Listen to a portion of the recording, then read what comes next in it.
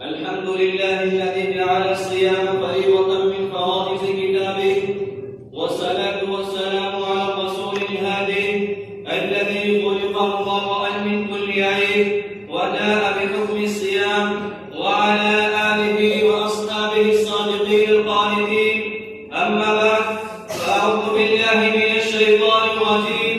بسم الله الرحمن الرحيم. يا أيها الذين آمنوا كتب عليكم الصيام كما كتب على الذين من قبلكم لعلكم تتقون.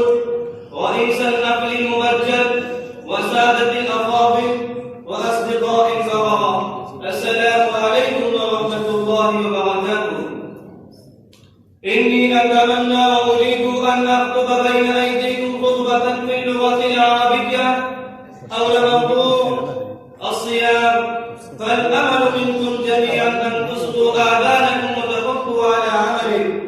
أيها الإخوان في الإسلام، إن الله تعالى فرض الصيام على المسلمين والمسلمات الذين بلغوا الحلم، وجعل الصيام ذريعة خاصة للحصول على البر والتقوى، حيث أعلن أن الصيام كتب عليكم جميعا. وهذا الفرق ليس بشيء جديد من الله تعالى، إن الله فرض الصيام على سالفة في الأيام الخالية، لأنه يريد أن تكونوا متخلقين بأخلاقه، طاهرين من خبث الباطل ودنس الروح، وتكونوا صادقين في أقوالكم، صالحين متقين في الأفعال.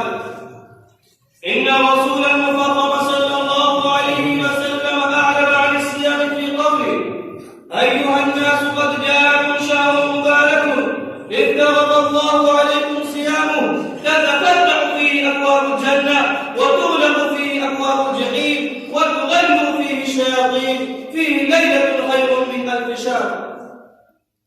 من حرم خيرها فقد حرم. هذا الحديث النبوي يلقي الزر على أهمية صوم رمضان لجميع المسلمين، فينبغي للمسلمين أن يعزموا هذا الشهر المبارك ويعرفوا قدره، ويلاحظوا أن لا يضيقوا حرمة هذا الشهر القليل بالغير الكثير، بغير إذن شرعي وعذر إسلامي، لأن صوم رمضان إذا فات أحدا منكم فات خير كثير.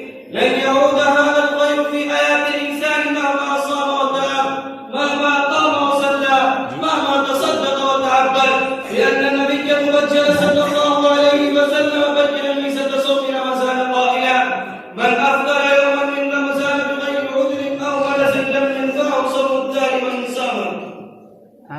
لقد انتهينا من هذا الحديث النبوي الذي يدل على أن الرجل المسلم لن يلائم له أن يترك صوما من صيام رمضان بدون عذر شديد وغلس خطير. ألا نعلم أن شهر رمضان هو الشهر الذي نزل فيه القرآن؟ ألا نعلم أن القرآن كتاب الله؟ القرآن هو دستور الحياة البشرية، القرآن هو دستور الحياة الإنسانية.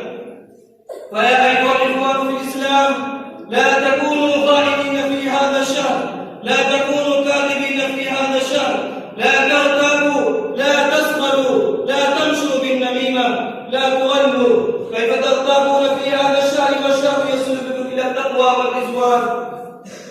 كيف تمشون بالنميمة في هذا الشهر والشهر يصل بكم إلى التقوى والرضوان، يؤديكم إلى الاحتراز عن الذنوب والمعاصي، كما قال النبي المصطفى صلى الله عليه وسلم: الصلاة والجمعة إلى الجمعة ورمضان إلى رمضان مكفرات لما بينهن إن اجتنبت الكبائر. إن رمضان مكفرات آخر عندما أدى الإنسان حق صوم رمضان، وإن لم يلاحظ أن يؤدي حقه فلا نفع ولا فائدة، لأنه صام فحسبه، جاء وعطش فحسبه. إن الله تعالى لا يحتاج إلى مثل هذا الصوم، لأنه غني قدير، يقتدر على قوم آخر ويستبدل قوما غيركم ثم لا يكون أمثالكم. أيها الإخوة، لابسوا بركات الصيام واجتنبوا الكبائر، والسلام عليكم ورحمة الله وبركاته. وبعد ذلك نادي المساجد محمد بن زيد ويخطب حول موضوع الحياة في الإسلام، فليتفضل